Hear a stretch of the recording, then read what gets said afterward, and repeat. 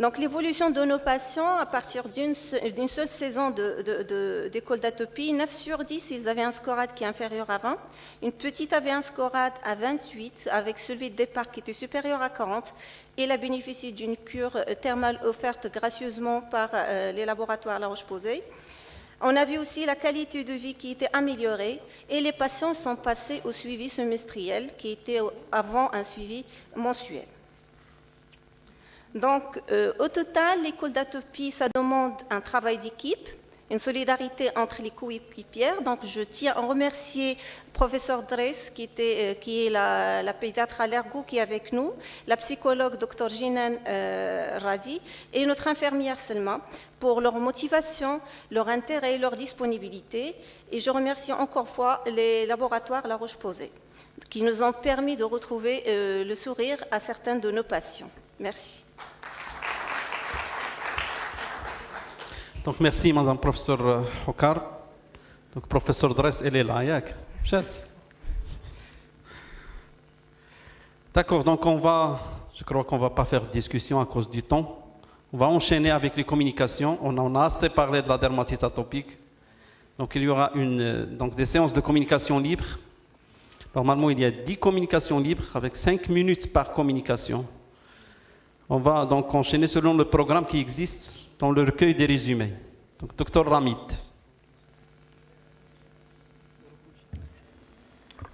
Bonjour, chers maîtres, chers confrères, permettez-moi de vous présenter l'observation de la petite Sarah âgée de 3 ans, issue de parents non consanguins, sans antécédents néonatal particulier, notamment pas de notion d'extraction instrumentale à la naissance, ayant comme antécédent une hospitalisation en mars 2013 au service de dermatologie pour un placard inflammatoire de l'hémiphase droite qui était surmonté de vésicules bien systématisées au territoire du nerf sous-orbitaire et du nerf mentonnier et qui était douloureux, associé à une kératite ponctueuse superficielle à l'examen ophtalmologique.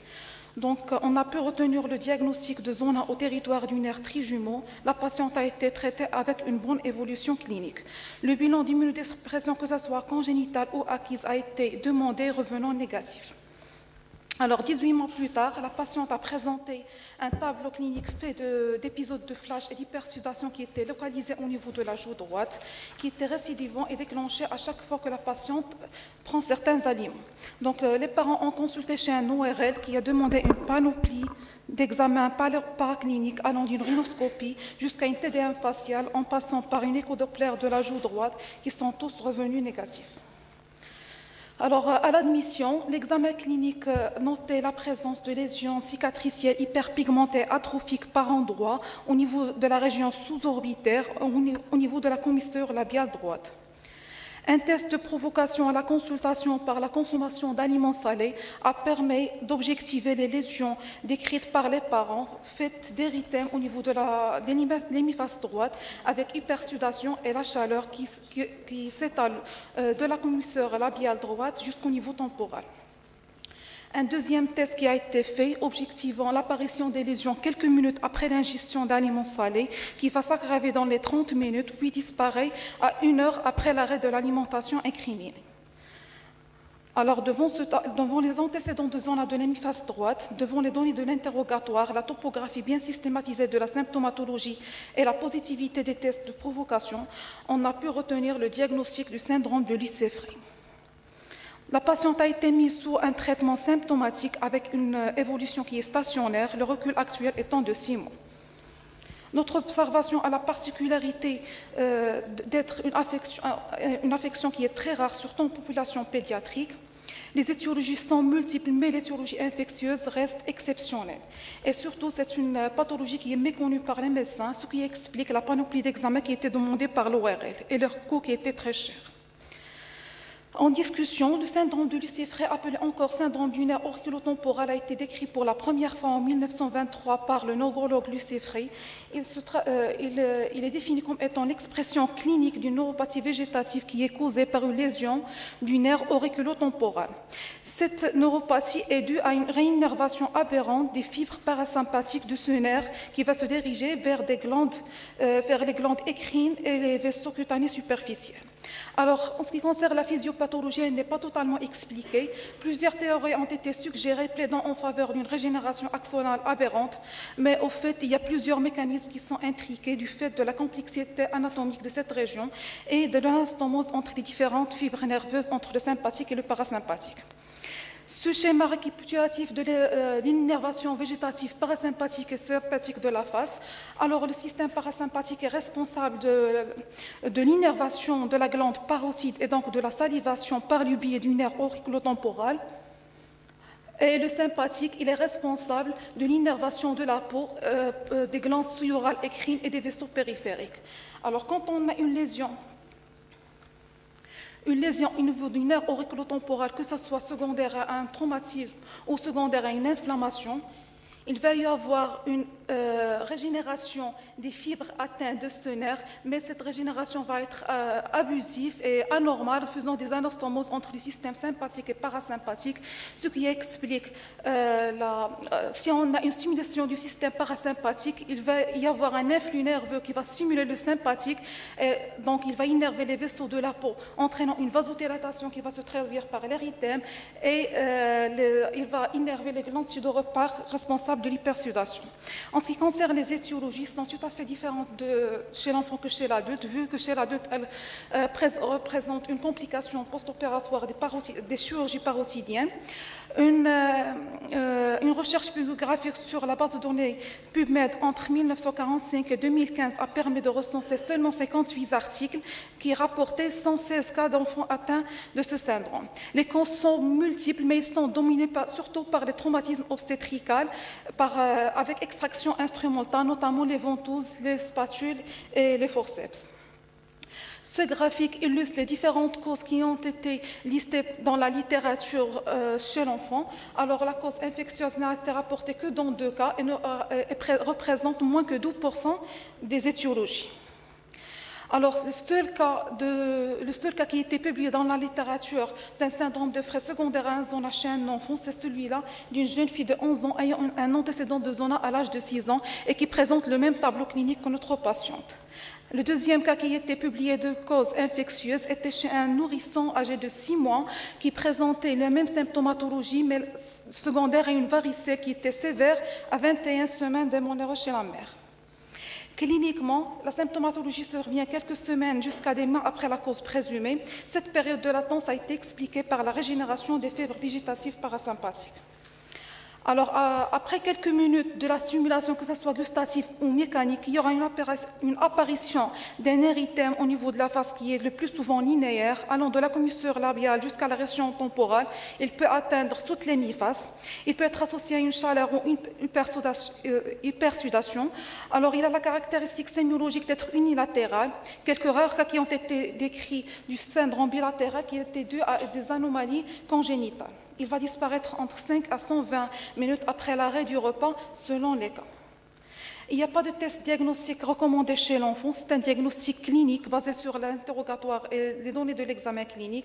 On peut faire le test de provocation comme chez notre patiente par la mastication d'éléments qui sont incriminés qui va objectiver les lésions décrites. En ce qui concerne l'évolution, quoique seulement 20 cas ont fait l'objet d'un suivi au niveau de la littérature, mais la plupart des auteurs, ils rapportent l'atténuation des symptômes entre 2 et 5 ans, voire même leur disparition. Ce qui explique la prise en charge thérapeutique qui se base sur l'abstention thérapeutique. Quelques auteurs rapportent la notion d'origine, d'éviction d'aliments incriminés, mais sans supériorité. Donc il faut juste informer les parents sur la réversibilité du syndrome et l'évolution bénigne et leur expliquer l'abstention thérapeutique. Alors en conclusion, le syndrome de Lucé-Frey, c'est une affection qui est très rare en population pédiatrique. Il a une évolution quand même bénigne, mais malheureusement il suscite beaucoup d'inquiétudes de la part des parents et donc beaucoup de consultations chez les pédiatres, les ORL, les maxillofaciales et les dermatologues, avec des investigations abusives comme chez notre cas.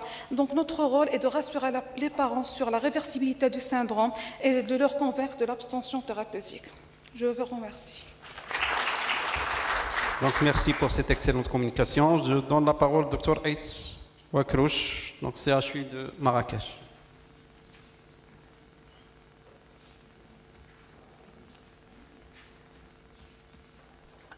C'est bon. Chers maîtres, honorables assistantes, permettez-moi de vous présenter un bref aperçu de notre travail intitulé « Coexistence de psoriasis et dermatite atopique, quelle signification éthiopathogénique ?» L'association de psoriasis et de dermatite atopique chez un même individu est rare. Cette notion est cependant difficile à apprécier en pratique du fait de la rareté des études prospectives. Nous proposons une étude épidémioclinique de cette association à travers une série de 20 observations. Il s'agit d'une étude rétrospective étalée sur 11 ans, ayant colligé les cas de chevauchement psoriasis et dermatite atopique chez les enfants de moins de 14 ans suivis en consultation de dermatologie pédiatrique du CHU Bno-Rosht.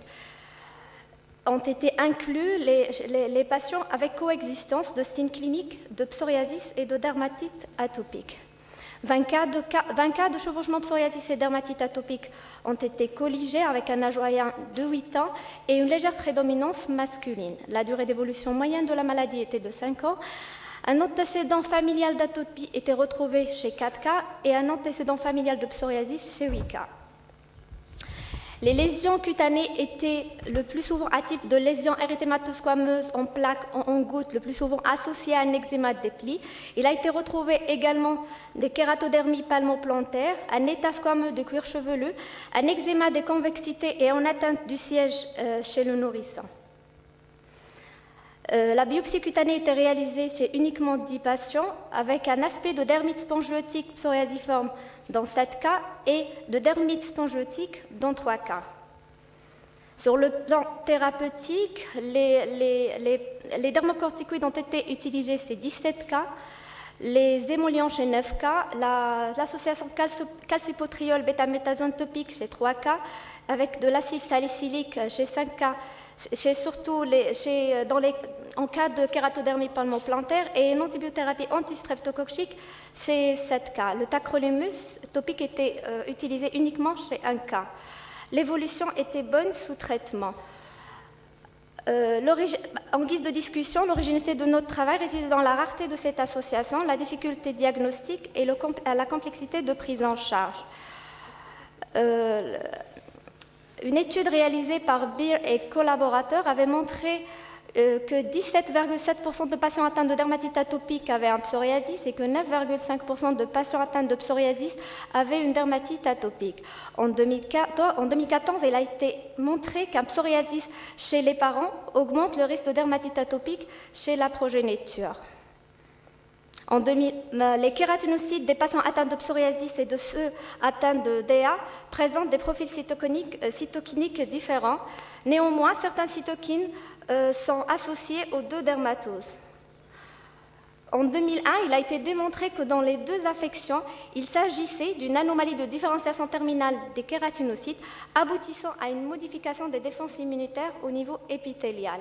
Et en 2013, il a été démontré qu'il existe une colocalisation des loci prédisposant à ces deux affections au niveau du complexe de différenciation épidermique. Cette colocalisation était responsable des modifications observées dans l'ADA en dehors des phénomènes d'atopie. Alors, en 2012, Capilla et ses collaborateurs a suggéré que l'aspect de l'association dermatite atopique et psoriasis était plutôt un aspect typique d'un psoriasis de l'enfant associé à des lésions d'eczéma des plis.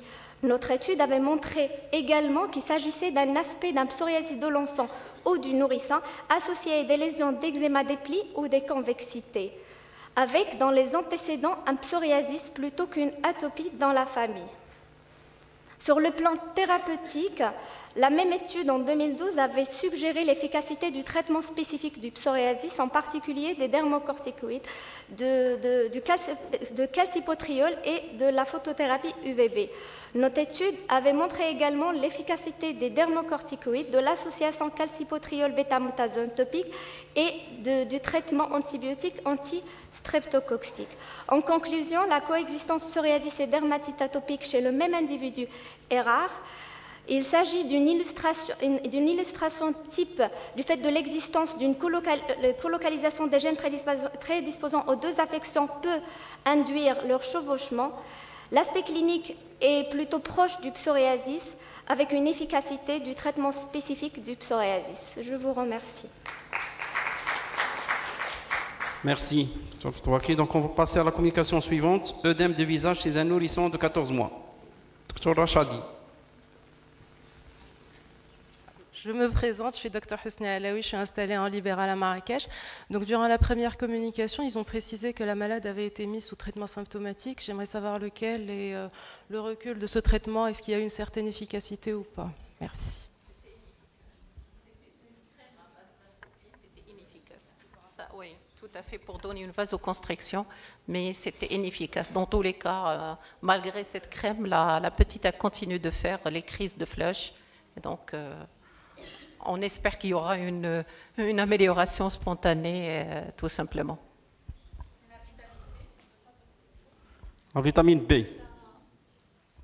Comme a été expliqué dans la physiopathe de syndrome de Lucie-Frey, je ne trouve pas vraiment que la vitamine B ou les vitamines qui vont améliorer l'innervation, ils vont faire quelque chose. D'autant plus qu'il y a des filets un petit peu qui vont se créer à la suite des lésions de ce nerf auriculocutané. Donc, dans tous les cas, c'est bénin, ça ne pose pas de problème, ça s'élimine ou ça s'efface en quelques secondes, voire même quelques heures.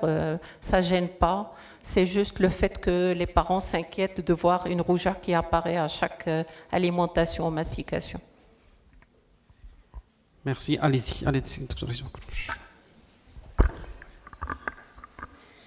Cher maître, honorable assistance, permettez-moi de vous rapporter l'observation de ce jeune, suivi pour des acroparesthésies depuis l'âge de 16 ans, suivi aussi pour des polyarthralgies sous méthotrexate, qui présente depuis 6 mois des lésions dermatologiques faites de petites angiectasies cutanées de couleur rouge sombre,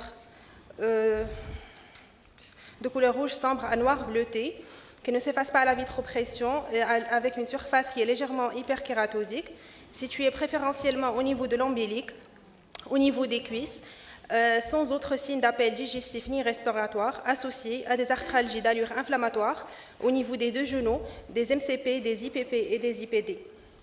L'interrogatoire et l'examen de la fratrie avaient montré la présence de lésions similaires chez le frère, au niveau du dos, de l'abdomen et au niveau des organes génitaux externes, donnant une distribution en caleçon. Donc, devant cette histoire familiale, ces lésions cutanées et atteintes préférentielles du sexe masculin, quel est votre diagnostic? Maladie de Fabry. Donc, nous avons pensé à une maladie de Fabry. Dans ce sens, nous avons réalisé une biopsie cutanée qui était en faveur d'angiokératome. Quant au dosage enzymatique, l'activité de l'alpha-galactosidase acide était nulle chez les 2 frères, confirmant ainsi la maladie de Fabry. Chez la mère, elle était basse, en faveur du statut de conductrice. Quant au bilan de systématisation, l'NFS était normal, la fonction rénale et la protéinurie de 24 heures également. La radio de bassin avait montré une légère sacroïléite. Les radios des mains et des genoux étaient normales. Le reste du bilan de systématisation, radiothorax, EFR, échographie cardiaque et examen ophtalmo sont en cours. Concernant la prise en charge thérapeutique, une thérapie enzymatique substitutive a été proposée, le schéma adopté étant la galsidase alpha à la dose de 1 mg par kilo par 2 semaines en perfusion avec une surveillance rapprochée.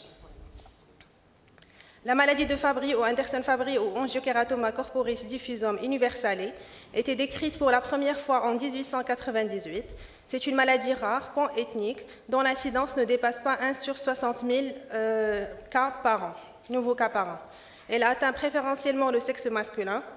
La transmission était anciennement considérée comme récessive liée à l'X, mais cette notion a été nuancée par l'apparition de femmes conductrices qui présentaient des lésions cutanées.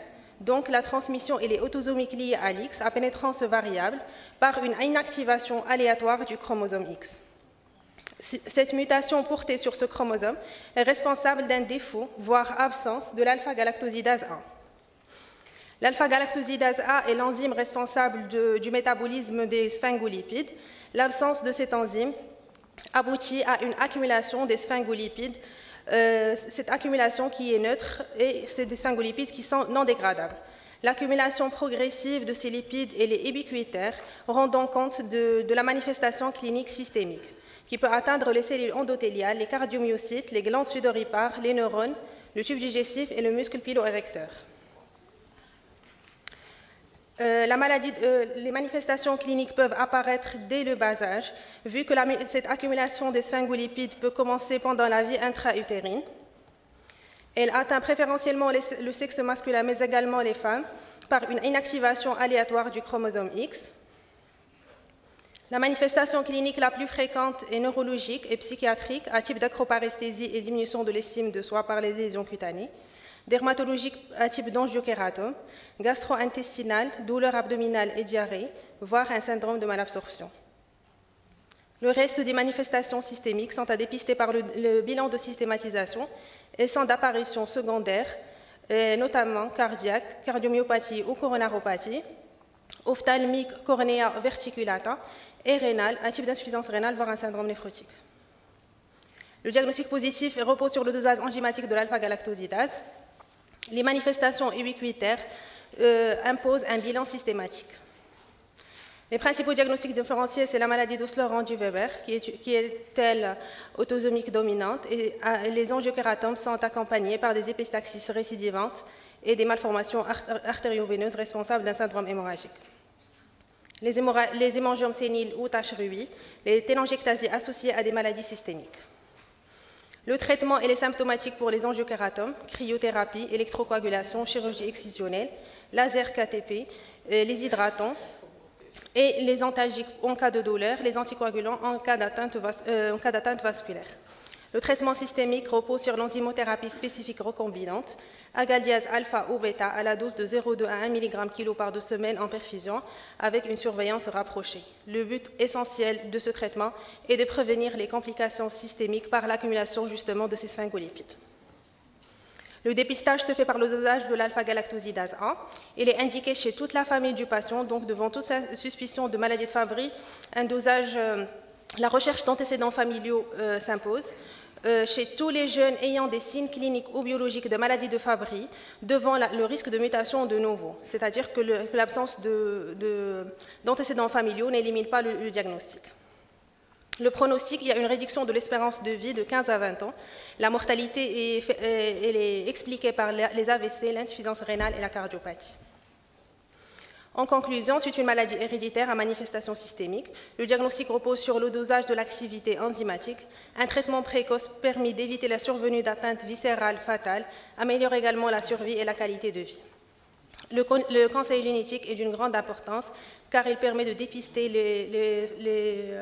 les éléments malades de la famille ainsi que les conductrices. Et je vous remercie. De 7 jours, qui est issu d'un mariage entre parents apparentés premier degré avec une sœur décédée âgée 30 de vie par la même symptomatologie. Ce nouveau-né était issu d'une grossesse qui était mal suivie et menée à terme avec un accouchement par voie basse à domicile. L'examen à l'accouchement avait objectivé un nouveau-né en bon état général et l'examen dermatologique avait montré des lésions d'atrophie cutanée congénitale au niveau des 2 pieds, au niveau de la jambe et au niveau de la jambe gauche.